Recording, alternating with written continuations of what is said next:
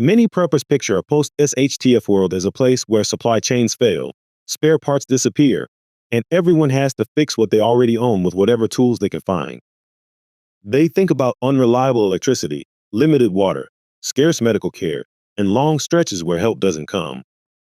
For millions of people around the world, that isn't a future scenario. That is daily life. Trucks get rebuilt from scrap because new parts are out of reach. Old tires become shoes because buying replacements costs too much. Homes get by with power that cuts out without warning. Communities survive by repairing, reusing, and adapting because they have to. The conditions many preppers expect after a major collapse are already real in parts of India, Africa, Southeast Asia, and Latin America. Their experiences show us what SHTF might truly look and feel like, and what skills matter most when modern convenience disappears. This video takes a closer look at those realities and explains what they can teach us about genuine resilience. Welcome back to Prepper's Paradigm, your channel dedicated to practical prepping and disaster preparedness. I use a computer-generated voice because an injury makes my own voice difficult to understand. Preppers often think about SHTF as a future point where the systems we rely on collapse all at once. Yet in many parts of the world, people already deal with the same conditions we expect after a major breakdown in society.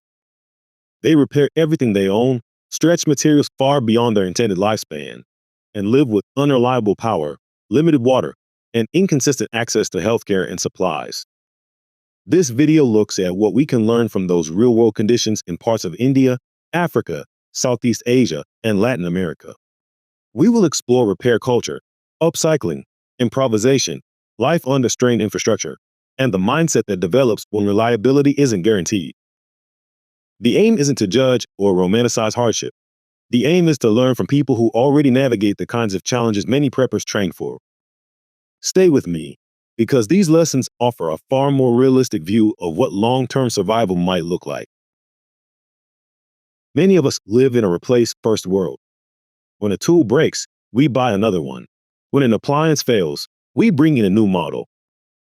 When a car gets damaged, insurance often declares it a total loss and sends it to the scrapyard. That mindset works when supply chains run smoothly and money flows through the system. The reality looks very different in many parts of India, Africa, Southeast Asia, and Latin America.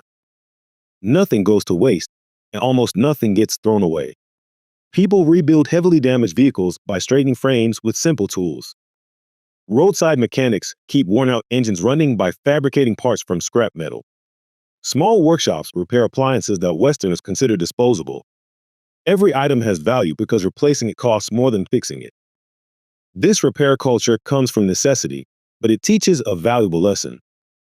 After SHTF, new parts will disappear, deliveries will slow or stop, and replacement items will become rare.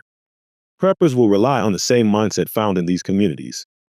They keep equipment working with patience, practice, and creativity. They don't wait for perfect conditions or ideal tools. They rely on skill. This culture shows how people survive when replacement is no longer an option. It also shows the level of resilience we need to develop before any major collapse. Scarcity forces people to become problem solvers. When parts cost more than a month's wages or when deliveries never arrive, people learn to keep machines running with whatever they have. Many small workshops in India, Africa, Southeast Asia, and Latin America repair complex equipment with basic hand tools and homemade setups.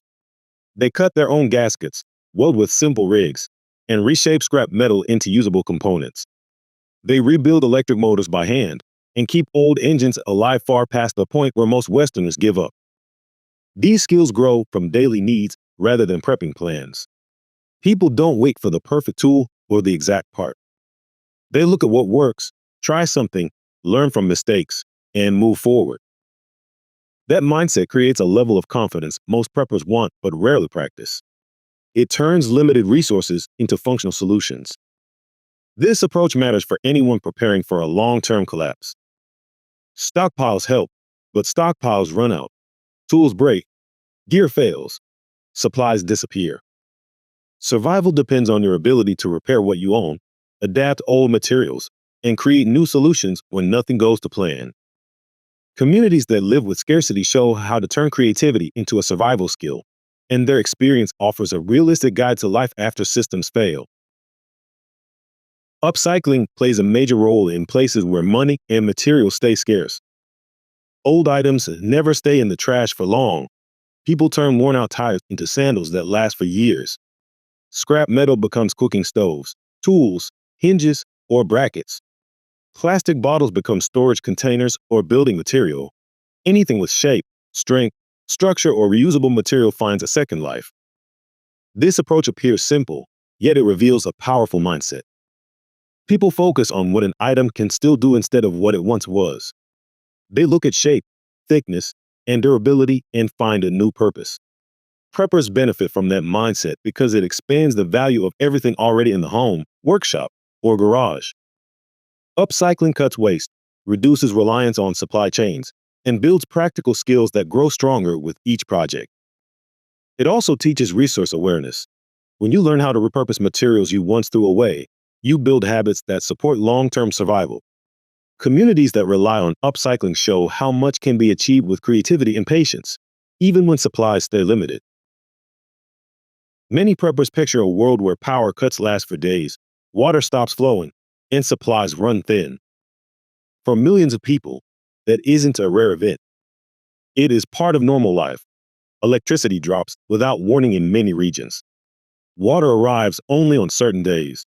Roads wash out during storms and stay closed for long periods. Healthcare access remains limited, and travel often takes far longer than expected. Families plan daily routines around these problems. They keep backup water containers filled because taps may stop running. They cook early in the day because power might go out at night. They store batteries, candles, and rechargeable lights because outages can stretch without notice.